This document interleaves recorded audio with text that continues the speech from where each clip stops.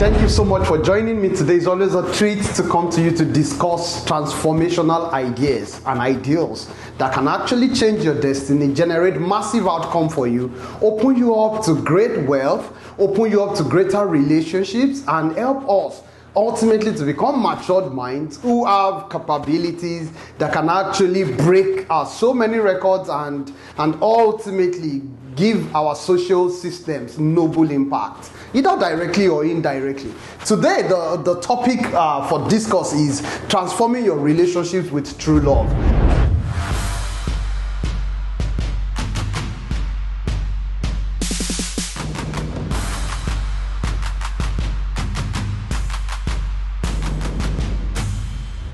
I want you to note that one of the key things that transforms a society is social connectedness, the capacity to demonstrate strength of relationship across several strata of the society. This goes a long way to help any system, either between a client and an organization, between you and your customer, or you as a customer and the organization you're dealing with, or you as a vendor, or even when we break it down to a family level, you and your siblings, you and your children, you and your husband, or your husband and you, depending on what scenario we want to paint. Relationship is crucial to great transformation. One of the cardinal points mentioned by Bernard M. Bass in talking about transformational leadership is even individualized consideration, because this is crucial. We must be able to connect at an individual level. So this social connectedness has been defined as a crucial goal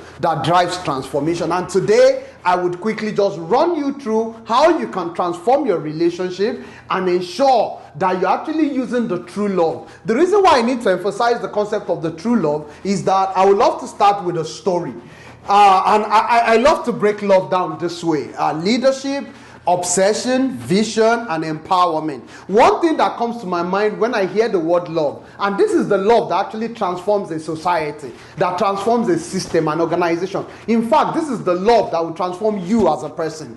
When I hear about love, what comes to my mind first is the capacity to lead with excellence.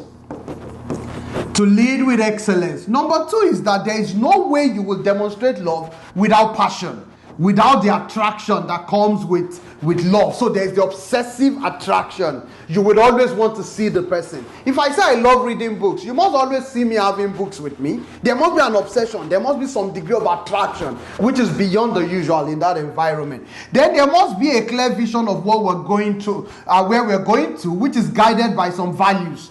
So there will be values that define the boundary, but there must be vision in between. So when I say I love a person, I love my wife as an example, there must be a clear vision of where we are going with this love. We're going towards, as a boyfriend and a girlfriend, we're going towards marriage. After marriage, we're going to build a society, build a system. We're going to transform our organization. In our neighborhood, there's this problem I've identified. We want to work together. There must be a vision defined, the kind of kids you want to birth, the kind of neighborhood you want to live in, the kind of academic achievement you want to birth, the kind of career growth you want to have. All these are clearly defined vision that will power the love, that would give purpose to the love. And then ultimately, every love that is transforming, every love that is true, must always be empowering. It must be empowering. I do not want to have a scenario where we're growing today and we stop growing tomorrow. Once we stop growing, then it's no longer love. Then it was never love originally. So the concept of transforming love, there's this story of a young boy who had temper tantrum issues. He went into a store and he broke maybe a bottle of an old wine which was sold for $750. Of course, they called the cops, called the parent, and the mom came around, paid the $750, rescued the boy. That's the first. He went back again many weeks later, did some tantrums again after some issues happened, and he broke something else which was costing about $3,000. Now they called the cops, called the mom again. The mom came around, rescued him.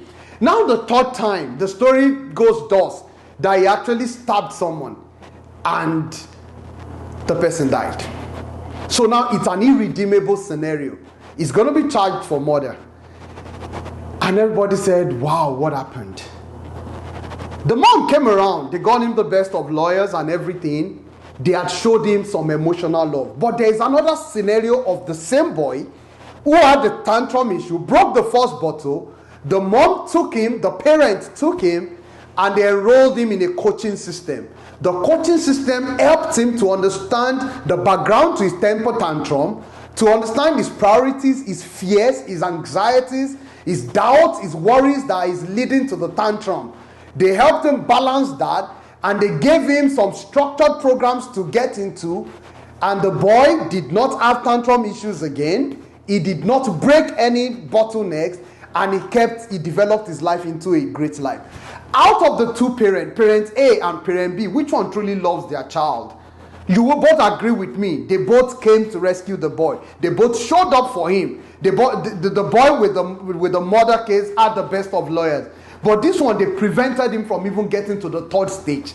So what I am saying is there is a love that actually can keep showing up for you on days of trouble. They allow you run into trouble, but they come and rescue you. And that keeps you getting into cycles of more trouble. But there's another love that from the first trouble, they sit with you with disciplined action. They make choices and decisions for you. They stand strong and firmly with you. And they help you out of getting into the next trouble. Which one do you want? Today, I want to talk about the transforming love. The one that does not allow people to go into cycles of trouble. And that is the love we're describing that comes with leadership, with sound passion, with vision, and with empowerment. So let's discuss about transforming your relationship based on the acronym LOVE. So let's pick L. L speaks to leadership. And I say, when you have parents who are leaders, leading their kids, when you have head of organizations who are leaders, leading their kids, then they demonstrate leadership love that drives transformation. And this is having depth of competence. If I truly love my wife, then I will step up to more responsibility to become better at service and stewardship. So if you truly love someone, you will step up to become better. You need to think about this. Why not put yourself in a position where you can give 100% of yourself, even when the other person gives 0? Instead of looking for a 50-50 kind of relationship. Because the relationship that will truly transform you, the love that will truly transform, is a love that is willing to serve even when the other party is ready to give 0 and you are willing to give 100. And that is the kind of transforming relationship that I want you to have. Because competence will require that you become better at service and stewardship. You would be a person of strong character. When I talk about character, basically, I love relating it to two things. I love relating it to clarity, and I love relating it to courage. Because it will take a lot of courage and clarity for you to build credibility. When you build credibility, then you get trusted with more responsibility. But you must have clarity that you love this person, you love your job, you love this work. You can't build relationship in a society without sound competence, becoming better daily, becoming a person of clearer vision, clearer pathway, and then being a courageous person to drive credibility. Another thing is you must be compassionate. You must care for the well-being of others in the society. That is true love. And I always define compassion as you must have the capacity to help before you can be judged as compassionate. It's one thing to show empathy, but it's another thing to put action behind the empathy. When you put actions behind the empathy to help the person, then you become a compassionate person. And I love to say this: consistency is key. You must keep going no matter how tough it becomes. You must have a rhythm to which you're going. You must keep going. You must keep driving yourself. One of the crucial things that they talk about in societal transformation is societal connectedness, which is a crucial factor that helps in most economies that are mixed between capitalism and socialism, where it's a mixed economy kind of scenario and people keep helping themselves. Now, it helps the system to keep going consistently, even demonstrating almost indestructibility in the society. But one crucial thing is, if you do not add competence and character to such system, you might not be able to generate transformational outcomes. And the goal is that this love must be able to help generate transformational outcomes. Number 2 point is obsession. Obsession talks about the intense desire, which is greater than death, to perform and to get results. You must be passionate. So if you say you love your family, that means you can go above and beyond, even beyond death for your family. If you say I love to deliver on excellence, deliver on time, it means you will go above and beyond to deliver per time, as you have said. So when you want to generate transformational system, a loving society that will transform the impossible, then your goal must be to be passionate about what you're doing. You must generate some intense desire towards that thing. Number 2 is that offenses will come. Look, mistakes would happen. But your capacity to go above and beyond, to already position yourself that such that if errors or offenses come, you already build capacity to keep going, even beyond the offenses, is what distinguishes you. Look, there are 2 kinds of people on earth. There are people whom, when offenses come, they will retard back and they will retract back into their shell. And because of that, they will never dare to attempt something again. When issues happen, challenges come, they retract quickly back into their safety conservative net. And there are people who, when offenses, challenges, issues come, they launch out like they were ready for it. They launch out even when the storm becomes huge.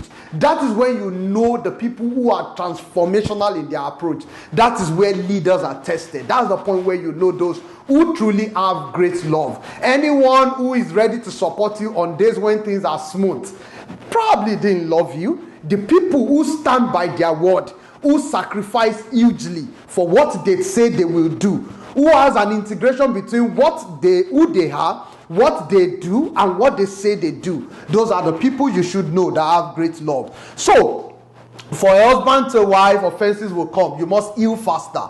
You must even be prepared to show empathy, and you must be ready to build community. There is the speed of pursuit. If I truly love you, if you give me a phone call now, then I must gravitate towards you in less time. There is the fight to defend your cause, to even stand for you, even in the days of war. And then, if I claim to love you, I must submit to you. But one thing I want you to know is that submission in love is a selfless kind of submission. It's not a submission that is based on, I am just using my submission to manipulate you, so that ultimately I want to control your choices. Any love that seeks to control your choices is not transforming in nature. No love will seek, even when myself and my wife had some discussion, and I want her to do something. There was a program she needed to enroll in. When I sounded the idea with her, and I noticed it wasn't right timing, she wasn't feeling into it, I had to sell all the advantages, explain to her why she needs to do it, but ultimately I allowed her make the decision, make the choice. So if you want to have transformational relationships, even as a leader to a follower, you must explain the deep why. You must make them see better. And even when you are also trying to get the clarity, you must explain that I'm still working on getting the clarity because of the choices. I want you to note something. Let's go to the next slide.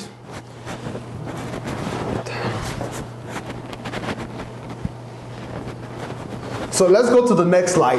This, the definition of love, according to Eric Fromm, in his book, The Art of Loving, is what truly helped to redefine the concept of love clearer for me. And I love to read this anywhere I discuss about love, because love isn't something natural. Like people say, I fell in love. And that is why they actually do fall out of love.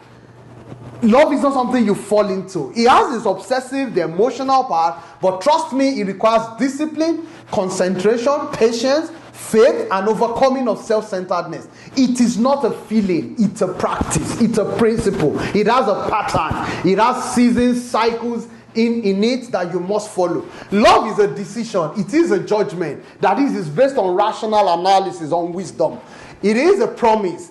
If love were only a feeling, then there would be no basis for the promise to love each other forever. So you must understand this concept.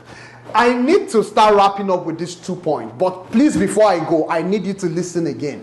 Vision is crucial to love. Anyone who claims to love you, between a mentor and a mentee, between a leader and followers, between a religious leader and his followers, between a political leader and their followers, you must understand that you must define clear vision. And there must be understanding of the purpose amongst your followers.